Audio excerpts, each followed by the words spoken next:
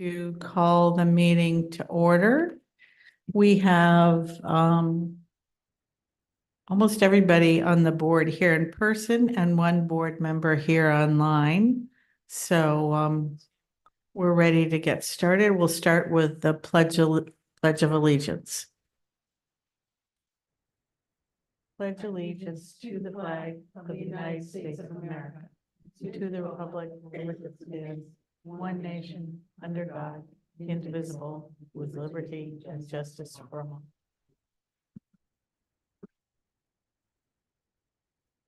Thank you, folks. This is budget workshop number 2 for the Wyndham Board of Education.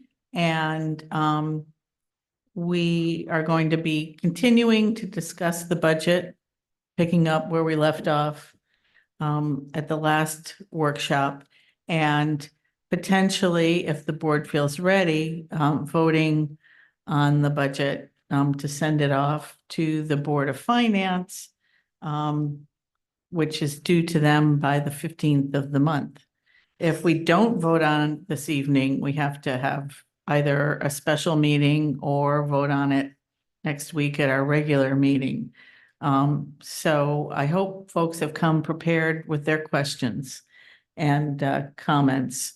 And we do have public comment before we get into the budget workshop. Is there anybody who has signed up to speak during public comment? I have a couple items to just mention to the board, Okay, sure. if there's nobody else. Okay, I don't see anybody online and nobody in the room is dying to come up to the mic, so go ahead. Okay, so I just want to let the board and anyone listening know that today was a very successful visit at Natchog School. The Connecticut Association of Schools came to do their check-in. Remember, Natchog School's been identified as a finalist for Elementary School of the Year, so we had a very positive visit. Many of the members in the audience were part of the focus groups, and one of our board members, Ms. Haney, was there with us this morning. So we were told at the end of the day that we would know whether or not they won by Friday. So I'll keep the board fingers crossed. They did an amazing job regardless of how it plays out.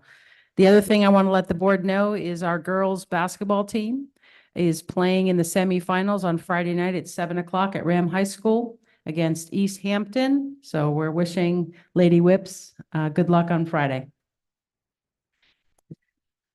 I hope they ring their bell. You know, they're the bell ringers in East Hampton, so. So I'm glad I got a laugh out of you, Neil. So we're going to head into the budget workshop, and I know that there were questions that were raised at the last meeting. There's been new updated information shared with board members, but I understand that Tracy wants to run through it with us, so we're all up to date. Yes, so I'm going to explain to you what you have in front of you and then walk you through just what has happened since the last time we spoke about the budget, and hopefully answer as many questions as you have tonight. If there's questions that need to be answered that we don't have the information tonight, then we'll get it to you as soon as we can. So in your packet, in your folder, blue folder, you have the slides I'm going to run through tonight. You also have a copy of, do they all have a copy of last week's slides? There's a few examples of last week's slides, or the first budget workshop slides, should you need them. You also have the capital improvements document, the 5-year plan. And then you have a series of financial documents, which we're going to talk about. You have the fiscal year 25 general fund projection summary, which we'll talk about. You have the EFS report about our per pupil expenditures. You have fiscal year general fund projected funds by department. And then you have the fiscal year 24 versus fiscal year 25 broken out. So again, as I mentioned in the email I sent to the board members, some of this information comes because the Board of Finance asked for specific details above and beyond what we had been providing. So we obviously want to run them through the board before they go to the Board of Finance.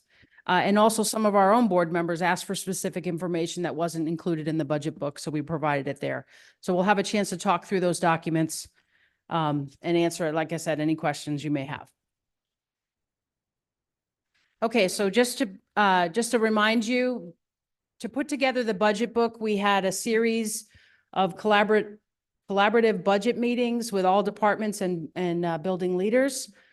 We basically had to explain the whole process of moving away from the use of the ESSER funds back to our regular general budget expenditures. So in that process, we reviewed all the budget lines, the encumbrances, and projected spendings in all departments. We listened to the department leaders and the school leaders talk to us about what they believe they need in 24-25, and then try to justify those needs against a reasonable request from the town. We analyzed our class sizes and caseloads across the district. We analyzed our staffing structure for all of our specialized programs. We even analyzed how many POs are processed through by each department in school to figure out where we might be able to restructure in order to get a budget pass, because we know that it's detrimental if the budget doesn't pass. It really does throw a wrench in everything that we do. So yes. You might explain for the public what POs means. Right. PO stands for purchase order. It's basically the way the district pays their bills. So we can analyze how many bills are paid by each department and determine the kind of workload around paying of bills is done in each department. From there, we made obviously the recommended budget cuts that we presented in the budget book to the board, and I presented in the first workshop 2 weeks ago. Obviously, our goal is to create a budget that doesn't impact our students or has the minimal impact on our students and our staff members. And we have developed that budget that we presented in the budget book based on our current understandings. Some of the assumptions we make are on page 48 and 49 of the book you've received.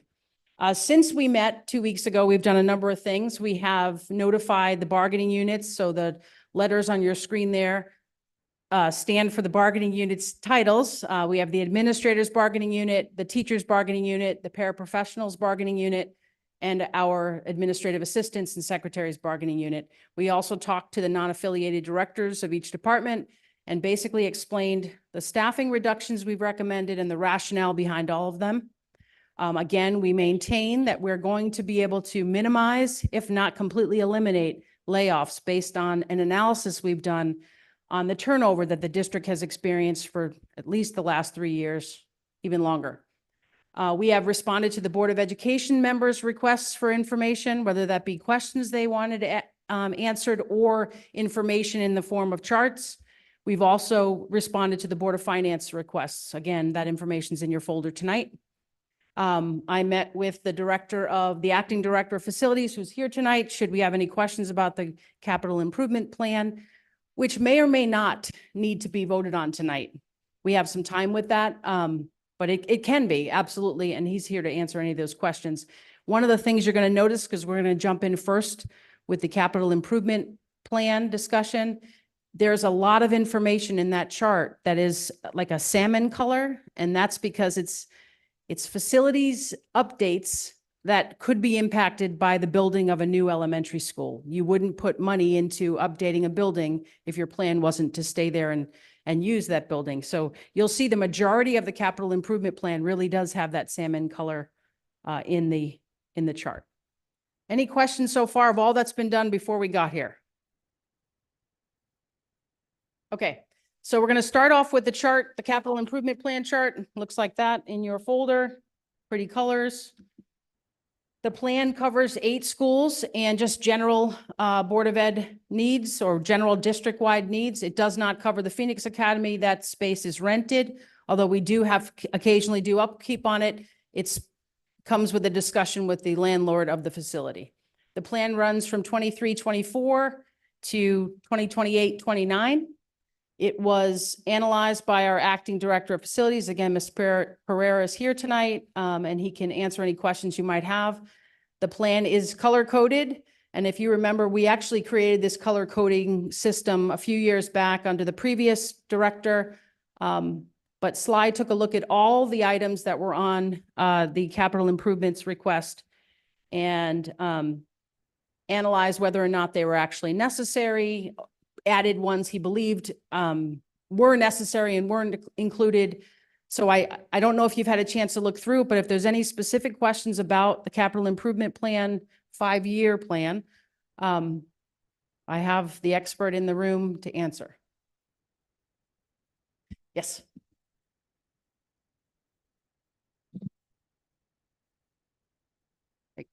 Sorry. General questions. Did we use a minimum dollar value? I mean, in the past, we've identified capital improvements being over 20,000 or over 15,000, and whether some of this should be actually be operational versus capital. Did you use that? That's a really good question. I'm not sure that you might be able to answer better than me. Good evening.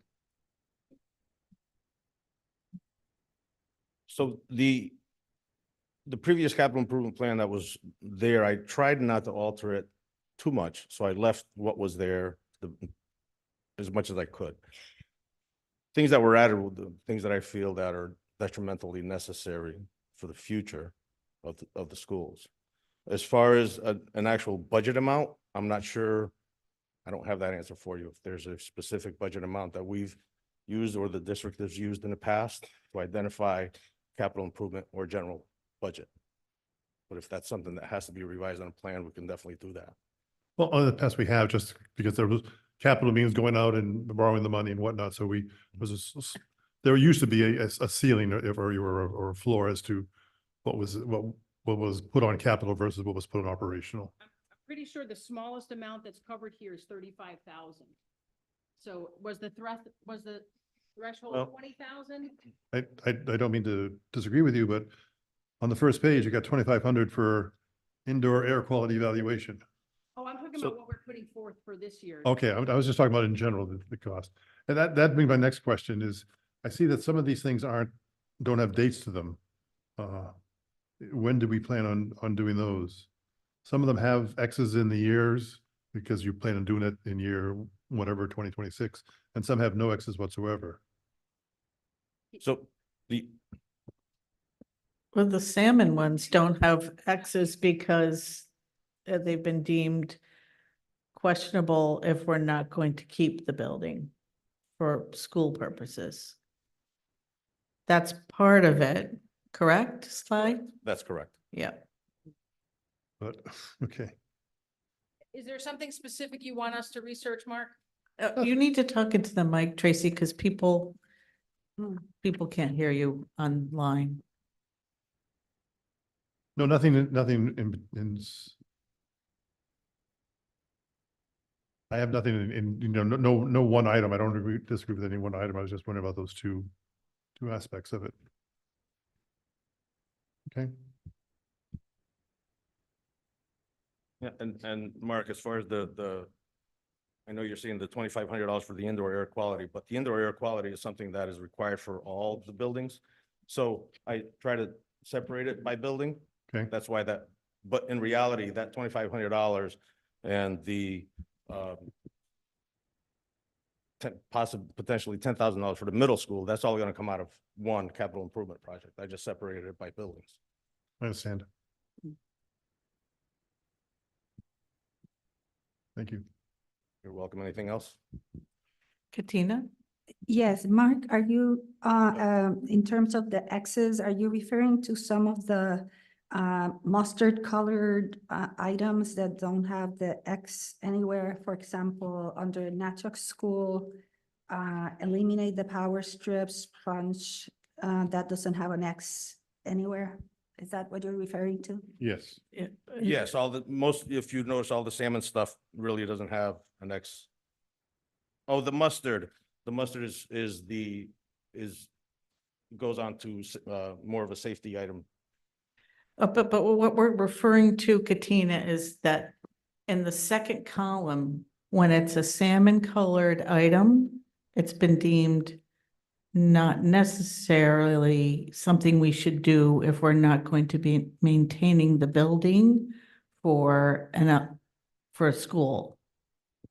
Yes, I was not talking about the Okay. salmon, but Okay. the mustard color, the yellowish color. I was trying to clarify what Mark was saying. That some of them, they don't have Well, X's, so I was just trying to help Mark out. If there's a specific item on the chart that you would like more clarification on in terms of the dates, please let us know. I mean, what we're really focusing on right now are the X's for 24, And 25. they're summarized in my slides. Right, Yeah. right. We're about to go through them. Okay. Okay, I have a question since we're talking about the mustard color. So there's a lot of mustard colors that are safety. That means it's safety concern, right? Right. So if it's a safety concern, should we do it like next year? See, there's a lot of them that has no X for when it's gonna be done. We tried to delineate the safety pieces versus those that have been mandated to us through legislation or those that were in emergency status. Safety in that it's not something just to make the building look better, not something for aesthetics. It's actually related some way to safety. It's not, if it's not an emergency status, I would say we still have time to make a decision about doing those jobs. Okay, thank you. Right.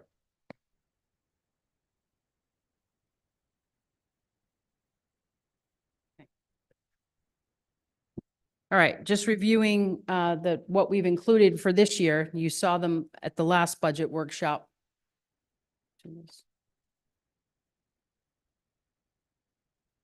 I'm not moving here.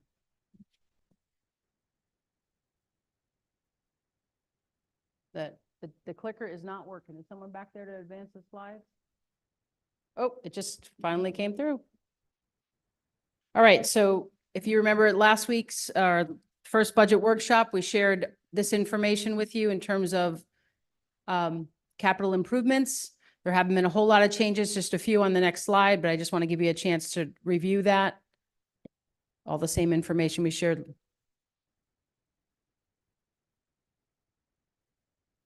Any questions on these particular capital improvement projects?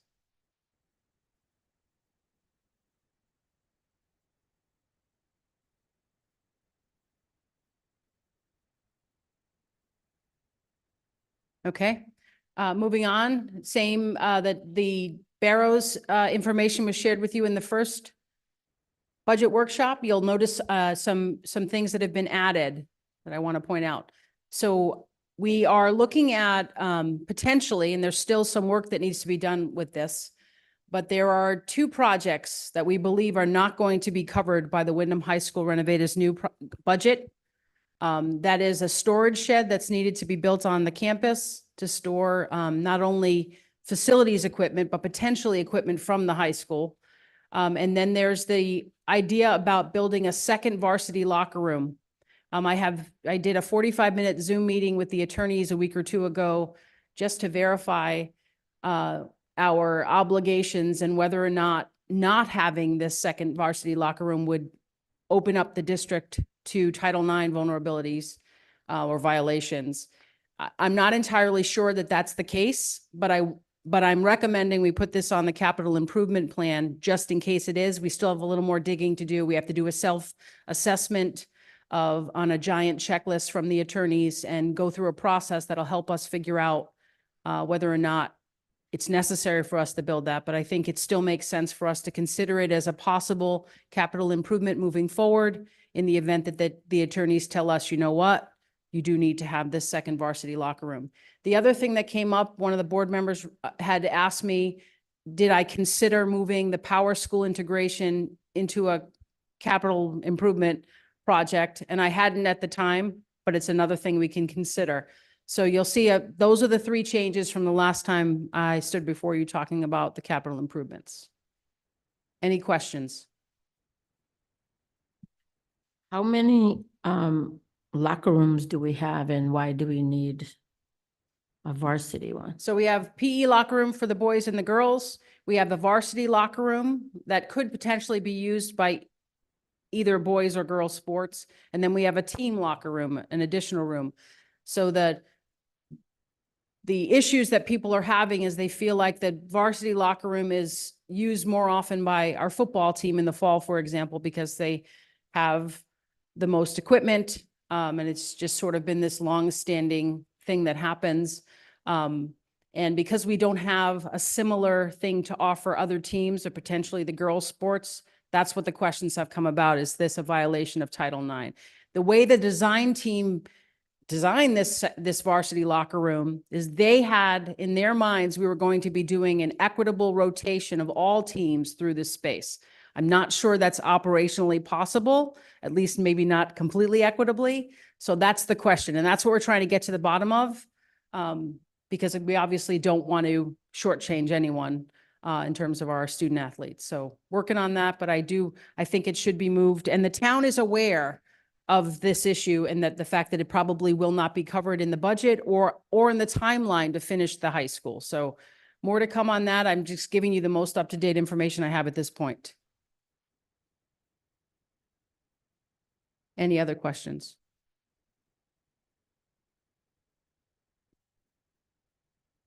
So the total amount is that red dollar amount, 1,170,000 for the capital improvement. Yes, and if we don't move the power school integration into it, that is the amount. I'll mention it later, just, as something else for the board to consider.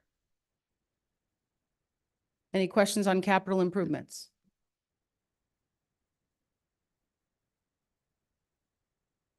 No? Okay. Okay, if you remember last time I stood up in front of you, we had a budget increase of 4.531. It's what's inside your budget book. We have gone back to the drawing board, actually not back to the drawing board, but we got more information that moved us closer in terms of the budget request. So now we're down to 3.585%. That doesn't change any of the staffing reductions. It doesn't change our basic philosophy for the budget. It just, I'll show you where the new monies have come in. Okay, this is actually in your folder. This document is in your folder, and you'll see I have arrows pointed to the two places where we've uncovered or realized more money than we originally thought, and that's in the Medicaid IDEAB carryover. And we got the final numbers on the Barrows carryover, tuition carryover. So that takes us from the 4.531% to the 3.585. And just as a reminder, in your budget book, this information from the first time was found on pages 48 and 49. Any questions? Paula?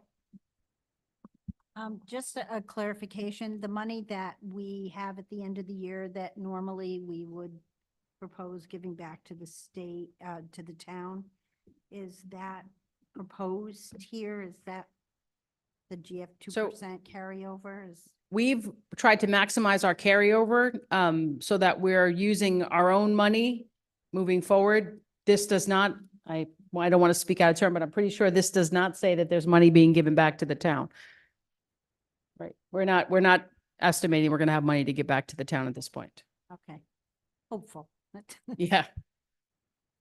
We have given the town back money before, but I know. don't know if this is going to be one of those years. Any other questions? Okay, if you want to take a look at the documents in your folder, I can just give you sort of the gist of what the information is. The first document we'll take a look at is the educational financial systems per pupil expenditure. And this document just walks you through how much we're spending per pupil at each building.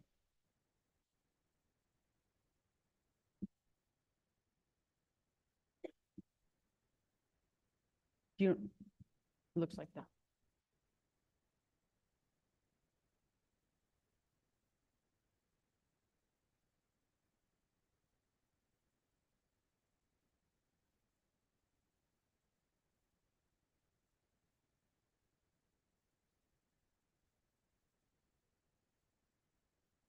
Any questions? One. I noticed on Natchog School, the amounts were a little less, even with certified staff. And I'm wondering if that's because we have newer staff at Natchog, or I know we have some less students, but it's not the smallest school. Yeah, so there's a couple things happening. You can't, the the teacher salaries vary, right? You have, like you said, some staff will have more, I didn't say old, Paula, you said old, veteran teachers versus beginning teachers. So obviously, if they're higher on the pay scale, their salaries will be more. So that does have some of the fluctuation. The other thing that has fluctuated in the district, and we've tried to make it more equitable and with some degree of success, but not entirely. There used to be a process of principals advocating for staff members, and it was done in not necessarily an equitable way. So some schools do have more staff than others. We've been trying slowly over the years to put them back on, an even plane, but there are some places that are more heavily staffed than others. So it's one of the places you have to look when you're trying to balance a budget. Does it make sense for us if we can move someone from this place to this location, support the kids in both places, and not take on another potential position? So that is another place where monies fluctuate in terms of per pupil expenditures. Thank you. Yeah. Any other questions on that document? This happened to be one of the pieces of information the Board of Finance specifically asked for us, so.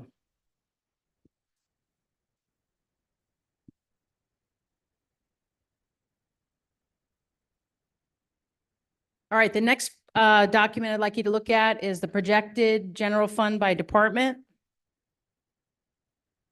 You want to talk through this one, Rita?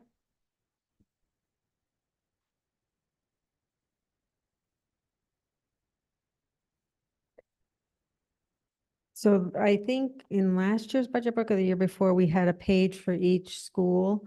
And so that's what this will look at like when we put it into the actual budget book. But so it's just divided by location or school, the major categories. Was that what you were referring to, Paula, when you were talking about? Okay. And I wanted to say it's not only longevity teachers, but teachers that come in with more experience are going to make more than, the teachers that are coming in with less experience. So it depends on what school they, go to. So it's really hard to compare teacher salaries to each school. Are there any questions on this? Yes, I had the question about the second column, major OBJ. What does So that that's mean? the major category object, sorry, that's the major categories that we use in the budget book. I'm not sure what page that's. Okay, I You see. know what I'm talking Yeah, about? mhm. The big buckets, yeah. Yeah, page thank 49. you. So it's listed in the same categories as the big buckets. Okay, thanks.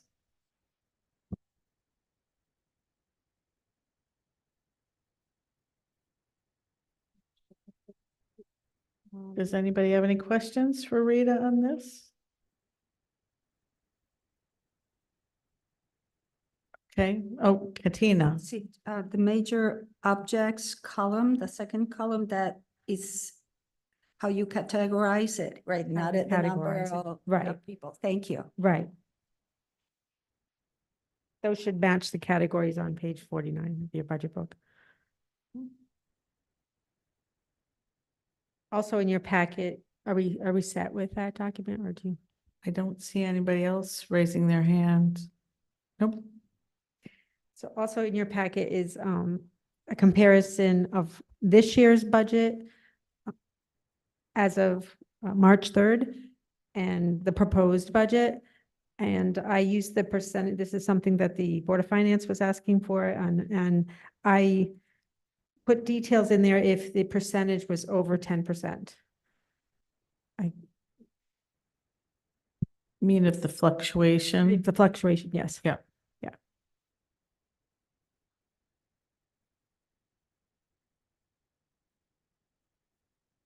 Right, over or under 10%. There was a few. So when you say fiscal year 24 revised budget as of 3/3/24, you mean sort of the Current year. actual versus the projected? Right, right, Okay. because there's been transfers made, so when we Mhm. get to the end of the year, it would be nice to do a comparison of actual versus what we're proposing, but this is as of March 3rd. Thank you. Anybody else have any Questions? I don't see any. Thank you, Rita. Got the one more. I think it's this one. I think we did the- I believe the last one is the regular ed first and special ed. Yes. So, last meeting, I know, Mark, I think you had mentioned, looking at the special ed cost by school. So in the budget book, that is just general fund. So I thought it'd be, a good comparison to do all funds, and that's what I did in this document.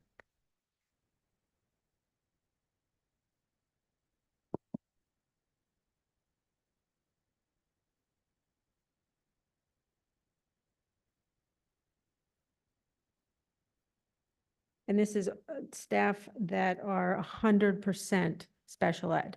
When I go to do the EFS, the report that you saw first, the last year's EFS report, there are percentages that we take for social workers and other staff that are not 100% special ed. So I only compared, I only did a comparison of 100% staff. Does that make sense? And I think I just wanted to give you guys an overview of, this is the total budget, projected salary, with grants.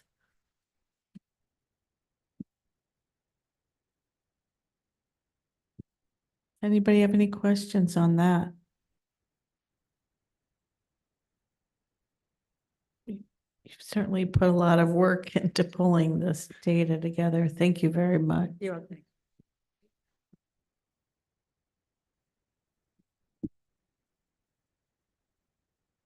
Okay, so as I mentioned in the first budget workshop, our recommendation is still to reduce the staffing structure as we've shared. That the reductions are mostly to match our enrollment declines and the new kindergarten legislation. And our goal is to avoid layoffs. We are looking at a 3.585% increase over last year's budget. Here's where I mentioned considering capitalizing the Power School integration. It would be approximately $300,000 if we were to do that. That would take the capital and improvement plan requests up to $1,470,000. And again, I'm not sure that's something that we need to make a decision on tonight, unless you're comfortable doing that. I think there's still time. The next thing, as I mentioned in the first budget workshop, is, At the risk of seeming foolish, what is Power School integration? What is the Okay. Power School? so I'm going to let Mr. Weathers come up and talk to you about Power Schools, because he's the information systems data guy. Come on up. We currently have eSchool, which is owned by Power School. And, I could probably have Brendan answer the question too. I just realized that I have an expert sitting on the board. So let's just say that the system we currently have is less than adequate, and should have been turned over probably 10 years ago. It's another one of those things that's been neglected, and I really wanted to make the move for next year. But when I looked at where we were budget-wise, I didn't think we could swing another $300,000 for next year's request. So Power School is a program, you're telling me. I'm going to let Neil explain that part to you, or Brendan, or whoever. Give me the basic definition. It basically, Power School is a student information system. Thank you. That all you need? That's all I need. Oh, good. Unless- Beautiful. Unless you have a secret outfit that you want to put on and give us more Right, detail. so you're suggesting putting it into the capital improvement budget rather than in the operating budget. Right. It was actually not my idea. It was Yeah. I'll take Mr. credit for O'Neill's that idea.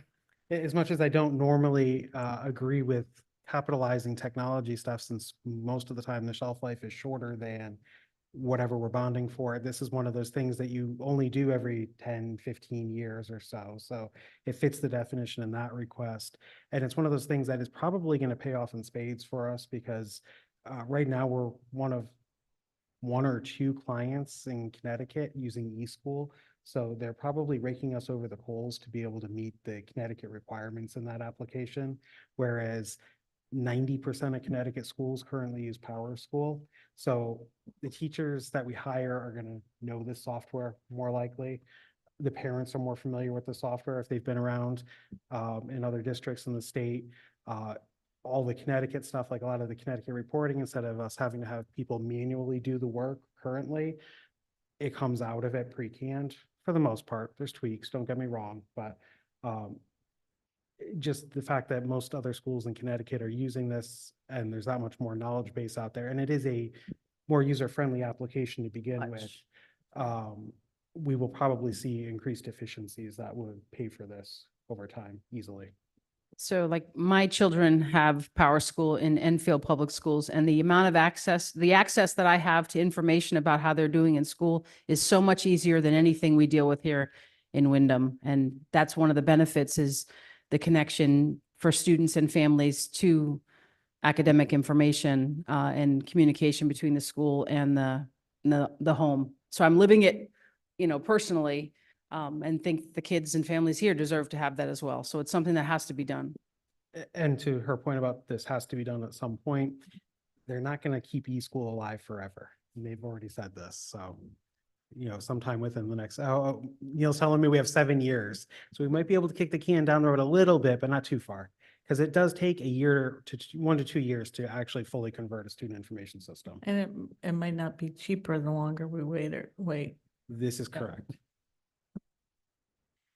Okay, and then I had mentioned the first budget workshop, that when I think long range about the fiscal health of the district, I don't know how we continue down the path we're on as our enrollment declines. And we know that we're operating a school we don't actually need.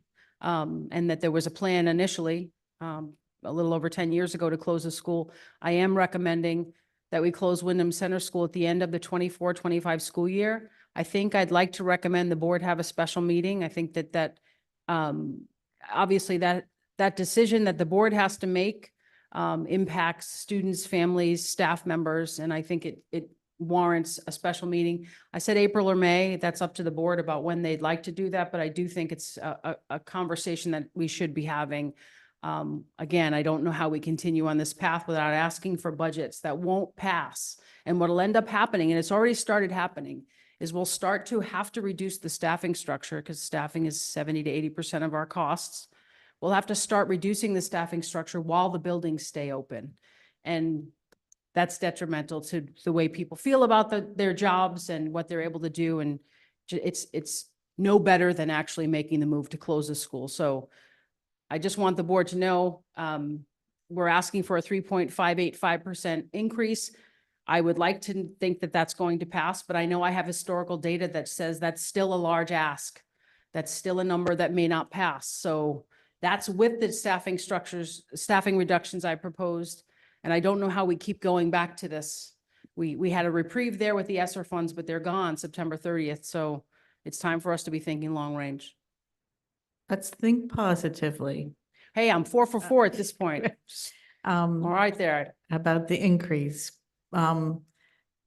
So to be clear, any decision that the board makes about Wyndham Center School and potentially closing that a year, at the end of the next academic year is what you're proposing, has no bearing on the budget decisions that we're making in the next week. That's absolutely Tonight correct. or in the next week. I just want to be clear. Yes, they're connected in board- that it's just the fiscal health of the district long range, but you're right. One has nothing directly to do with the other. Correct. Right. So whatever we vote on as a budget to send forward to the Board of Finance and eventually to the voters in the budget referendum, this is not part of that.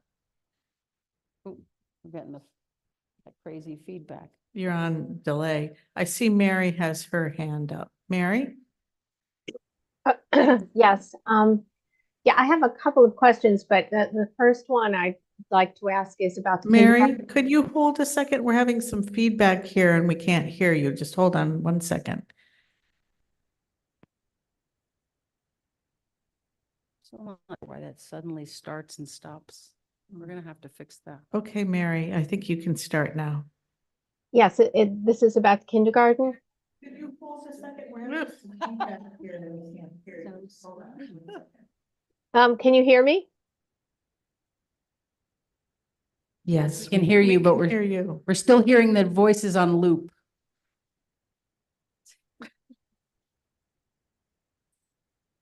We can hear you, but there's feedback here, Mary, so it sounds like we're talking while you're talking.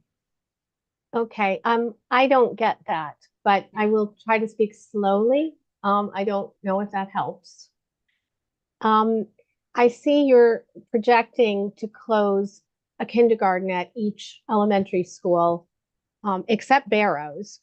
So I would just like to know about that, how the new kindergarten structure is not going to affect Barrows.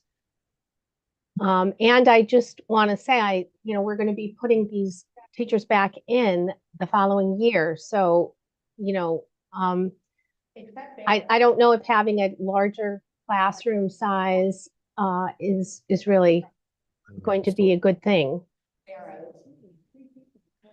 And I just want to say, we're going to be putting these teachers back in the following year. So, I don't know if having a larger classroom size is really going to be a good thing. So we're not actually going to be increasing class sizes. There won't be kindergarten students for us to support. They won't be in the classrooms. So as much as it would be wonderful to think that we could keep those teachers and paraprofessionals employed, there won't be students for them to work with. So we don't really have a choice but to close the classrooms down until we have the students to support. I hope that answers the question. Well, we could have waivers, and why is Barrows not in this issue, in this loop? Teachers and paraprofessionals employed, there won't be students for them to work with. So we don't really have a choice but to close the classrooms down until we have the students to support. I hope that answers the question. Well, we could have waivers, and why is Barrows not in this issue, in this loop? Hang on, Mary, we're going to have Neil explain the Barrows piece.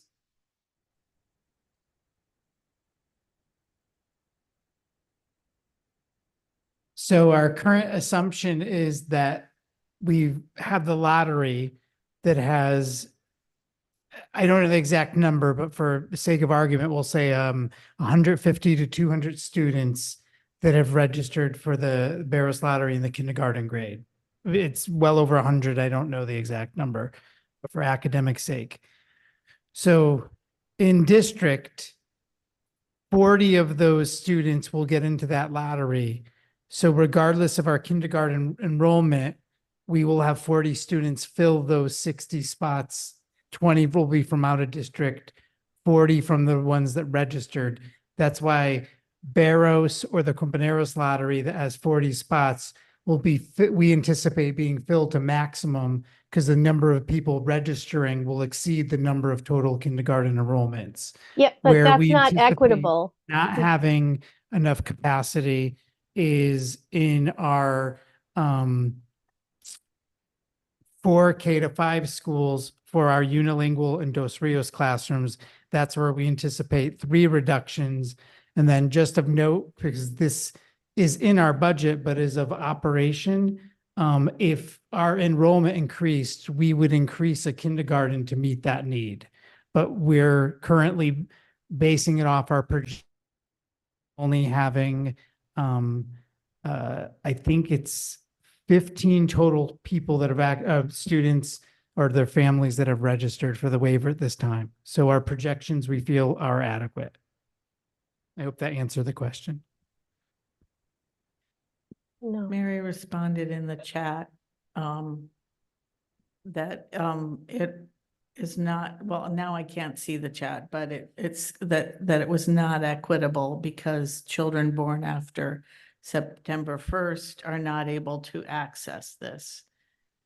Well, They're not. That's the doing of the state legislature that passed that, not the doing of the town. So we're just, so we're just following the legislation the way it's passed. If there's a change in that legislation, we would adjust.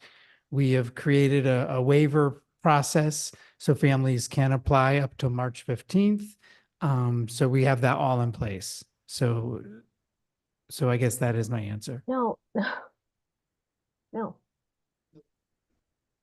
If there's a change in that legislation. I'm sorry. That's not the question I had. Oh, so families can apply up to March 15th. So we have that all in place. So. I don't know if you can hear me. Mary, we can hear you. They think when you unmute your computer, we're causing that audio loop. I'm not exactly sure, but. That's not the question I have. Go ahead and ask your question, Mary. You need to unmute. What I'm saying about Barrows and I suppose compañeros is if you are filling those spaces to capacity, you can't fill it with students who are born after September. So it's inequitable to them. And if children can't access the kindergartens if they're born after September, well, unless they get a waiver, you can't fill it with students who are born after September. So it's inequitable to them. And if children can't access kindergartens if they're born after September, unless they get a waiver.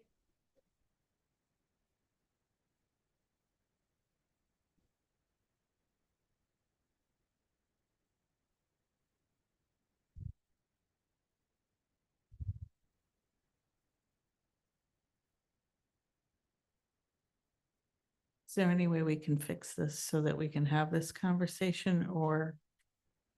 I mean, I can't text Mary because she doesn't have a cell phone to You tell know, her that this isn't working.